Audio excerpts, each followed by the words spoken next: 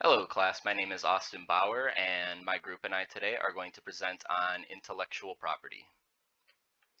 So my section of our presentation deals with the principles, laws, and cases that tie into intellectual property. The most important thing to probably understand about intellectual property is this idea of a copyright. So what is a copyright? A copyright is the legal concept that defines rights to certain kinds of intellectual property. They last for a limited amount of time, they can be transferred by the owner to another entity, and they last the lifetime of the author plus 70 years. But so why does this matter? Why do we need copyright protections for intellectual property? And that would be because intellectual property contains value, the creativity, the ideas, skills, research, labor, um, all go into the value that intellectual property contains. Another important aspect of this is the U.S. copyright law, which is Title 17 of the U.S. Code, and it allows for people and organizations to make copies of the work, to produce derivative works, to distribute copies, to perform the work in public, and to display the work in public. A bit of history about all of this. In 1976 and 1980, Congress revised the copyright law to cover software, and specifically software that exhibits authorship, like someone created this. The Theft Act of 1997, excuse me, makes it a criminal offense to willfully infringe copyright even if there is no commercial or private gain. So what this leads us to in the 20th century is this sort of trend where print and music publishers, movie companies, recording companies, the software industry, they all support stronger copyright protection because they want to protect their own assets, where at the same time people like librarians, people in academia and scientific organizations tend to oppose rules that would in turn reduce the public's access to that information. So in modern day, this leads us to some challenges because modern technology has made it a lot easier to um, copy material essentially. So some factors that are a cause of this would be the storage of information, inexpensive digital media, so your DVDs, your flash drives, search engines, because they make it super simple for someone to go out and find software that they might or might not be looking for. Peer-to-peer technology, so like easy file sharing, higher internet connection speeds, which aid in downloading material faster, availability of cameras and recording equipment, and the prevalence of software and editing tools. So the fair use doctrine is what allows uses of copyrighted material that contribute to the creation of new work, and also uses that don't deprive authors or publishers of income for their work. So there are four main factors in determining whether a use is considered fair use. It would be the purpose and nature of the use. So commercial use is probably less likely to be fair. The nature of the copyrighted work. So creative work would be less likely to be fair use. Amount and significance of the portion used, and the effect of the use on the potential market for the copyrighted work. So some of the ethical arguments that people might make in favor of copying copyrighted work would be things like, oh, I can't afford to buy it. The company isn't losing money because I wouldn't buy it anyways. Um, you know, Everyone is doing it. You'd be stupid not to, or I don't know how to get permission, or I'm posting it as a public service. And a lot of these arguments are just kind of bunk. Like not being able to afford something doesn't justify taking it. The size and success of a company does not justify taking from it. Excuse my typo there. Um, you know, is copying software an act of generosity, or is it compelling involuntary generosity from the copyright owner? The number of people doing something doesn't determine whether or not it is right. Just all of these counter arguments kind of go into or refute, I would say, the previous arguments. So some significant legal cases would be so Sony versus Universal City Studios. This was a case where Universal City Studios was suing Sony because they owned Betamax, which created these tapes, and people were using these tapes created by Sony to record movies from Universal City Studios. So they sued, and Sony actually won out.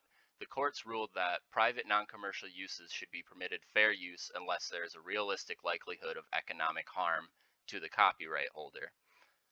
Another case is Sega Enterprises versus Accolade.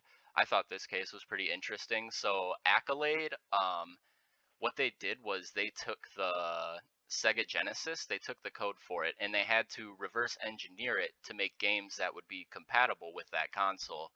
So the courts ruled that copying an entire computer program for commercial use to create a new product is fair use. In the Napster case, the courts ruled that companies are liable for copyright infringement by their users, and this is unless they take precautions to actually prevent it, in which case they would be protected by the Digital Millennium Act. A final case would be MGM versus Grokster, which was the courts ruled that intellectual property owners can sue companies for encouraging copyright infringement. I am Sumesh. I am going to present my topics of responses to copyright infringement. Here we will discuss about 4 important things. To prevent unauthorized usage of software products, companies employ various measures. Software companies encode an expiration date, so the software destroys itself after that date. Business software include a hardware dongle, which is a device to ensure that the software runs on only one device at a time. Disks have copy protection to ensure ineligibility to copy or that copies do not run. Some software requires activation or registration number. International piracy. Some countries do not recognize or protect intellectual property, including copyrights, patents, and trademarks. Many countries with high piracy rates do not have a significant software industry, domestic programmers, and software companies to lobby for protection of software. Many countries that have a high amount of piracy are exporting the pirated copies to countries with strict copyright laws.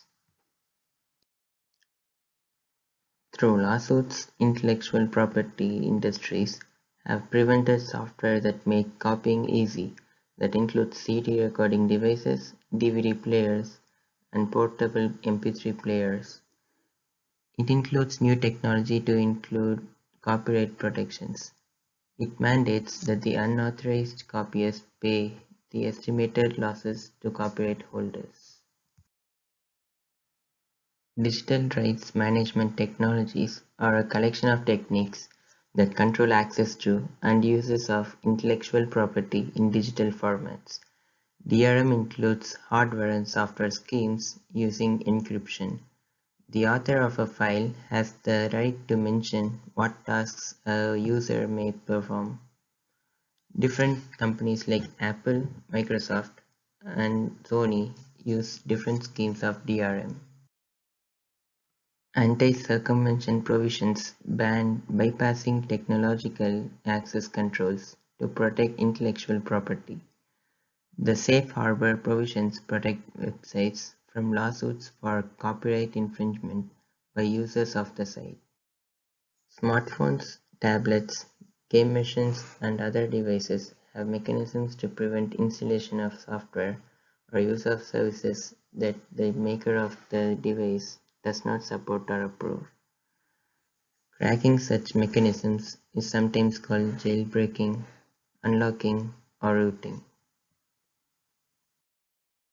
The safe harbor provisions of DMCA protect websites from lawsuits for copyright infringement by users of the site, as long as sites like YouTube and MySpace comply with takedown notices. They are not in violation. Takedown notices may violate fair use that some have been issued against small portions of video being used for educational purposes. Organizations set up to collect and distribute royalty fees, like the Copyright Clearance Center, and users do not search out individual copyright holders. Selling millions of videos and billions of inexpensive songs made iTunes so successful in generating revenue. Revenue sharing is the content sharing sites to post content and share ad revenues with content owners in compensation. Zediva, which is a small startup, argued that if it could rent the physical DVD without authorization from the studios, as do services such as Netflix under the first sale doctrine, then it should be legal to rent it digitally over the internet, streaming the movie from one DVD to only one renter at a time. The movie studios argued that streaming a movie is a public performance, which requires authorization. A court agreed with the movie studios and Zevida shut down. 4.3 Search Engines and Online Libraries. As search engines were developed, they became more and more efficient when given large sums of data in order to effectively search for specific subject ranges. In order to function, the search engines need to hold large libraries of data. Next slide. Advantages and disadvantages to this were that you could get really good and effective searches, making it easier for everyone to use the search engine. But many of the owners of this data saw this as copyright infringement and attempted lawsuits against Google. Next slide. The lawsuit Rosetta Stone versus Google is a large placeholder in search engine copyright issues. Ads were bought with search terms from rival companies to promote themselves before the other company. An example of this would be Google Googling iPhone and having Android ads display at the utmost spot. This lawsuit was filed in 2009 and is still in the courts today. Next slide. Book conversions. Books fell to the same type of scrutiny that Google had to deal with before. As books became more and more prevalent online, many copyright owners started suing. This sparked the Authors Guild versus Google lawsuit, which set the precedent for the current day for how much of a book Google could show users from a copyrighted source. Next slide. Free software. Free software is an idea and ethic advocated and supported by a large, loose-knit group of computer programmers who allow and encourage people to copy, use, and modify their software. Free software has helped advance software and become more and more popular since its conception. Next slide. Some advantages for open source would be the improved access that occurs, allowing for a large group of people access to the software. This also improves the software as people use it and make improvements as they go. The disadvantages, however, are that it can be very confusing for people to use the software as it is not standard anywhere and can be very complex to read and understand. So non-tech people would not understand how to make use of it themselves.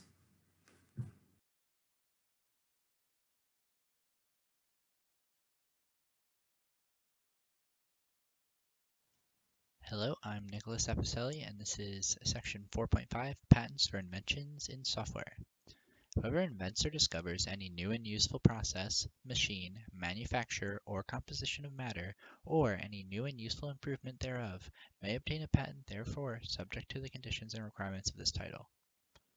We will come to find out, however, that sometimes it is not as simple a process as you might imagine.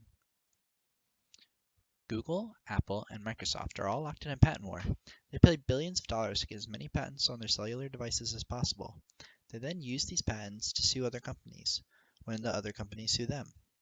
This was confirmed by a Google executive who said they were trying to create a disincentive for others to sue Google.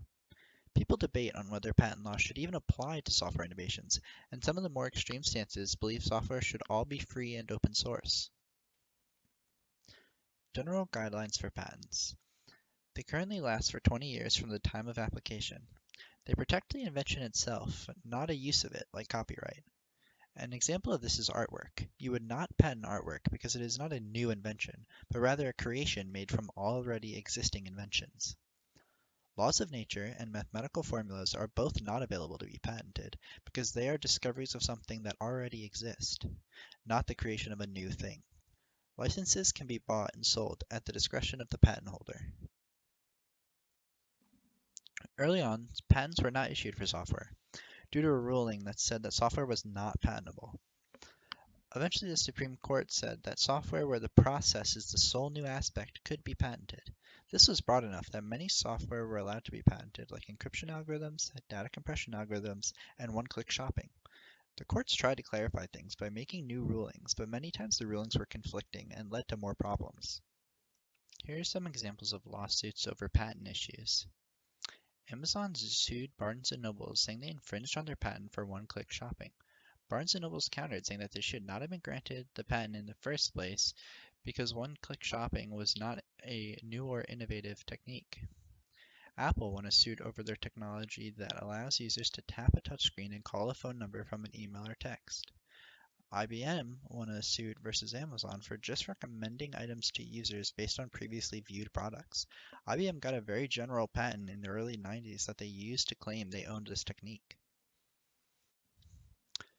Software patents are a divisive subject. Let's take a look at some of the pros and cons, and we can try and evaluate whether they are worth the hassle.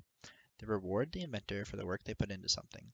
This is seen also in patents for things like medicine, where a company needs a patent on a new medicine so that they can recoup the R&D costs. If they don't get a patent, someone else could just sell their work and they make no money. By giving out patents, people can keep innovating knowing their work will be rewarded. Some software inventions are more groundbreaking, like the first text editor. This could be protected under patents nicely, versus something like a video game, which would be fine under copyright protections. Right now, it is very hard to know if what you are working on uses something that already exists in some capacity, and a developer might be sued by existing bigger companies with hundreds of patents. If everyone needs to make their software wildly different to uphold patent law, then people creating software for those systems would have to vary their software wildly to adapt to the systems they are being created for. Overall, it seems there needs to be a system of protections for people's work, but the current patent system seems to create as many or more problems as the ones it intends to solve. Hopefully, in the future, the patent system can find a way to adapt to our new technological age.